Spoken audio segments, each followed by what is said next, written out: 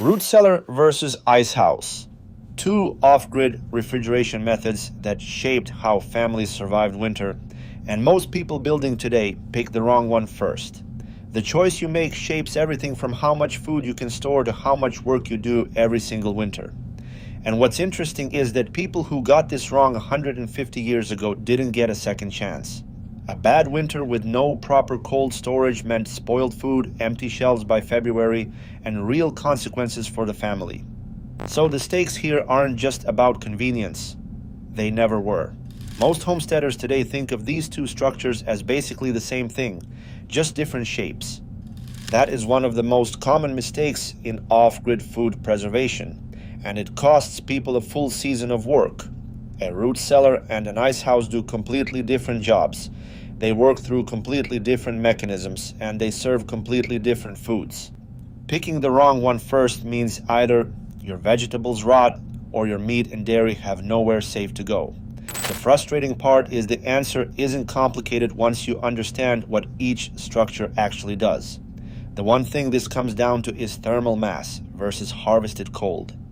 That's the real difference. Everything else, the shape, the materials, the labor, the timing, it all flows from that single distinction. A root cellar uses the earth itself to hold a stable temperature. An ice house uses frozen water, physically cut and stored, to actively chill a space down much colder. Two completely different physics problems. Once you see that, the whole decision gets a lot easier. So how does a root cellar actually work? The ground, about 8 to 10 feet below the surface in most of North America, holds a remarkably steady temperature somewhere between 32 and 55 degrees Fahrenheit depending on your region and the time of year.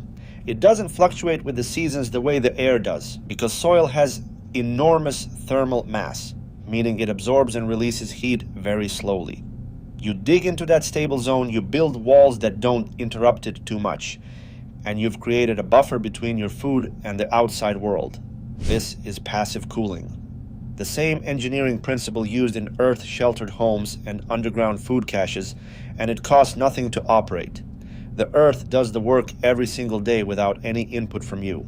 Root cellars are the foundational technology in the entire food preservation system, and every other method, from fermentation to curing, works better when you have reliable cold baseline storage.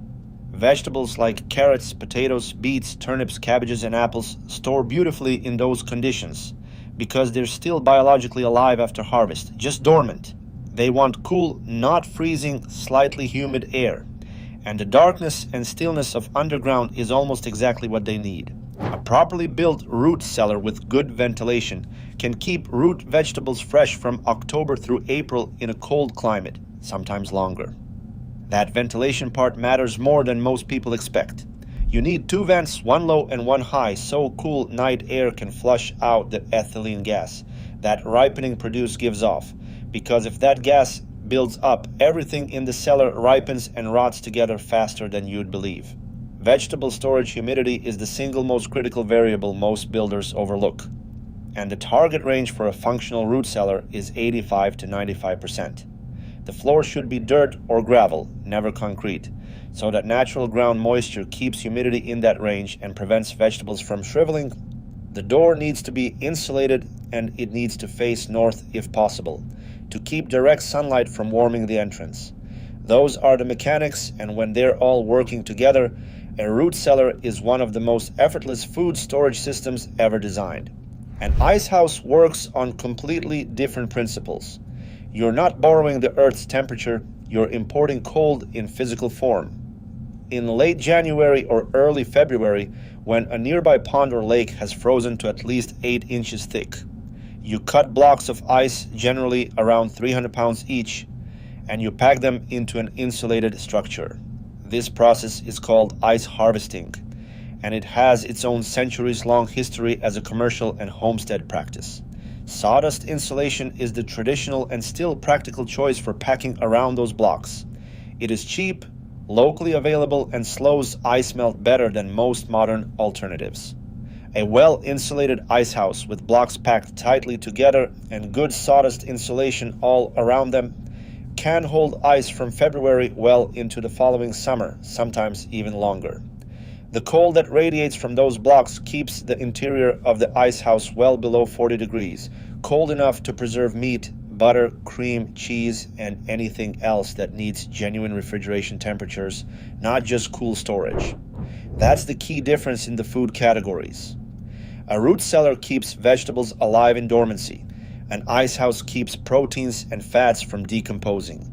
These are not overlapping jobs. But here's where the ice house gets complicated. Ice harvesting is hard physical labor done in the worst weather of the year. Historically, towns and large farms employed teams of men for this work. They used horse-drawn saws, ice tongs, and sleds. And the harvest had to happen in a narrow window, when the ice was the right thickness but hadn't yet been compromised by snow or thaw. If you missed that window, or if the winter was too mild to produce thick ice, you had nothing. And without a reliable local pond, you had nothing either. That dependency is exactly why the root cellar almost always came first on a working homestead. It costs less to build, requires no annual harvest of raw materials, and feeds more people because carbohydrates and stored produce make up the bulk of a pre-industrial diet. It works every year, regardless of what the weather does in January.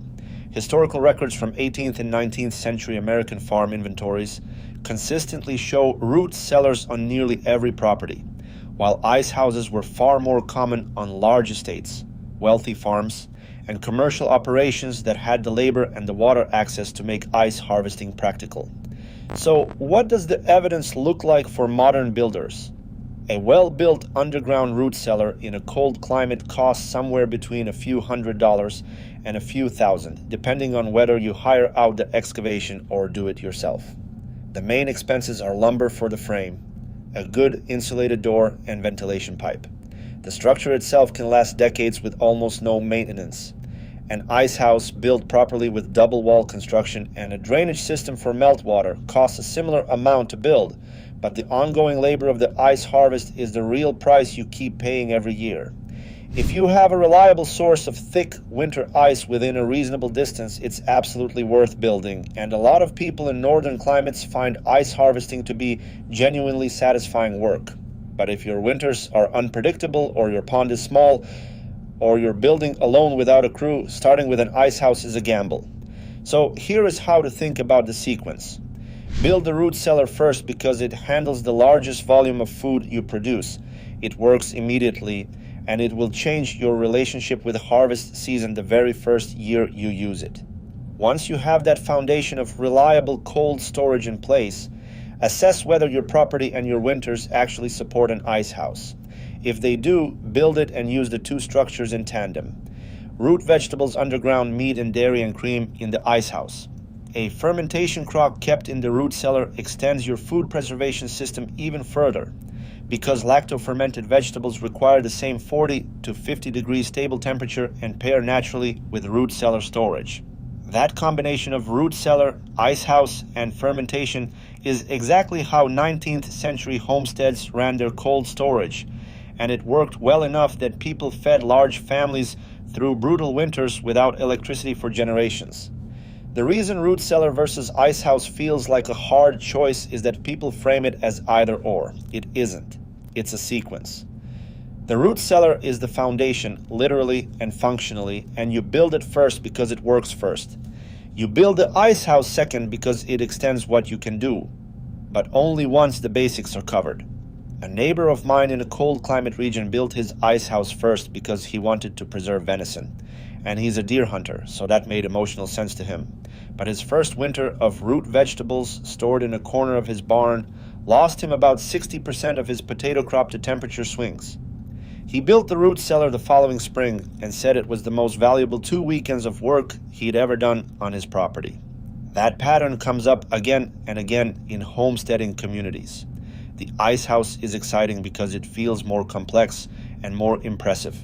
The root cellar is quieter and less dramatic, but it is the one that feeds you reliably, year after year, without asking much in return.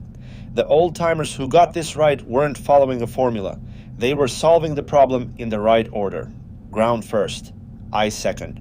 One structure that always works, followed by one structure that works when conditions allow. If you're planning your off-grid refrigeration and you only have the time and budget for one build this year, the underground root cellar is the answer. Not because the Icehouse isn't worth building, it absolutely is, but because the root cellar works every winter for every family on almost every property with almost nothing that can go wrong. Start there.